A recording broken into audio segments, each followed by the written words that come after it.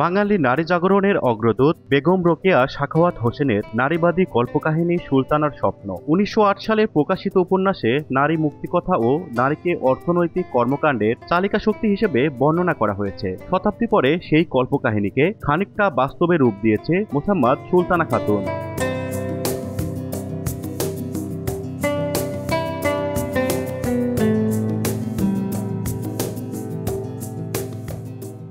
জীবনের ঘূর্ণিঝড়ে কখনো কখনো মানুষ থমকে দাঁড়ায়, চারদিকে অন্ধকার, কোথাও কোনো আলো নেই, কোনো আশার খোঁজও নেই। জীবন যখন স্তব্ধ হয়ে যায় তখন অনেকেই হাল ছেড়ে দেন, আবার অনেকেই ঘুরে দাঁড়ান দৃঢ় মনোবল নিয়ে। সুলতানা তাদের মধ্যে একজন। অতীত ভুলে নিজেকে মানসিকভাবে প্রস্তুত করে সুলতানা হয়েছেন ভ্যান চালক। সমাজের বাঁকা কথা, লোকজনের উপহাস সবকিছু উপেক্ষা করে জীবিকার তাগিদে রাস্তায় নামেন ভ্যানের হ্যান্ডেল হাতে নিয়ে। নিজের ঘাম আর শ্রমে সংসারে হাল ধরেছেন এই তরুণী। ৩ বছর আগে পারিবারিকভাবে বিয়ে হয় একই উপজেলার বিলচাদু গ্রামের এক যুবকের সঙ্গে। কিন্তু বিয়ের অল্প কিছুদিন পরই জানতে পারেন স্বামী মাদকাসক্ত।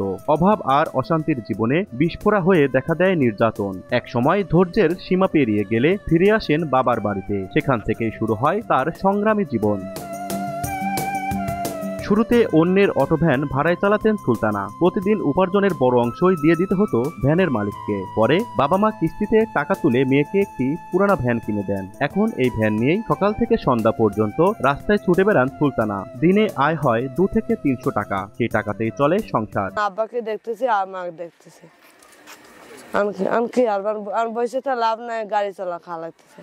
মানুষ আপনাকে কাটুক্তি করে না যে কি বলে কয় তো কত গাড়ি চলা খাচ্ছে, আমি পেট্রোল গাড়ি চালাচ্ছি, তোরা তো ২ টাকা দেবলা নে, ২ টাকা কেউ দিলা নে, ১০ টাকা দেবি না, বিক্রি দেবি না, রাস্তার ফকির ১০ টাকা দেবিলা নে। আমি বর্তমান আব্বাকে দেওয়া লাগবে তো সে লাইনে গাড়ি চালাচ্ছে। সুলতানা এখন কেবল একজন ভ্যান চালক নন, তিনি হয়ে উঠেছেন দৃঢ়তা ও আত্মসম্মানের প্রতীক। সুলতানা মনের বাবা একবার দরিদ্র লোক, বুঝছেন, যে জমি আছে এতে মানে সংসার চলে সামান্য নাই বলতে চলে। ওকে এক জায়গায় বিয়ে দেওয়া হয়েছিল, কিন্তু সে বিয়েতে টিকলো না। সে জামাই ছিল নেশাখোর, ওকে মারধর করতো, খাবার দিত না, যার জন্য ওকে ছাড়া নিয়ে এসে বাড়িতে রাখলো, কিন্তু সংসার চালাতে ব্যর্থ। যার জন্য নিজেই বাবার কাছে বললো যে আমাকে একটা গাড়ি কিনে দাও, আমি নিজে মেয়ে মানুষ হয়েও আমি মানে ভ্যান রিক্সা চালাবো। আগে মাঠে ঘাটে কাজ করতো, এখন ভ্যান কিনে চাইছে, কিস্তি তুলে ভ্যান দেওয়া হয়েছে। তো ওই ভ্যান তুলে কোনো রকম সংসার চলে। বাপও ১৫০ টাকা ২০০ টাকা এরকম কামাই করে নিয়ে আসে, কোনো রকম চলতেছে আর কি। সুলতানার বাবা মা জানান মেয়ের জেদের কারণে তাকে ভ্যান কিনে দিয়েছেন তারা। ওই গাড়ি এখন আমার কিনে দেয় লাগবে, আমার পয়সা খান আমার খায় না, এই জন্য গাড়ি আমার দেয় লাগবে। গাড়ি কিনে ৪০ টাকা তুলে দেওয়া লাগবে, ৪০ টাকা তুলে দিয়ে গাড়ি দিয়ে ৮০০০ টাকা কিনে দিয়ে চালাচ্ছে। আমার ঠেলে একটা ভাষা চায় যে খাবারটা খাবো, পোশাক আশাক নেবো, আমরা দুয়ের পারিনি। এসে কাম কাজারে সংসারে চালান লাগে।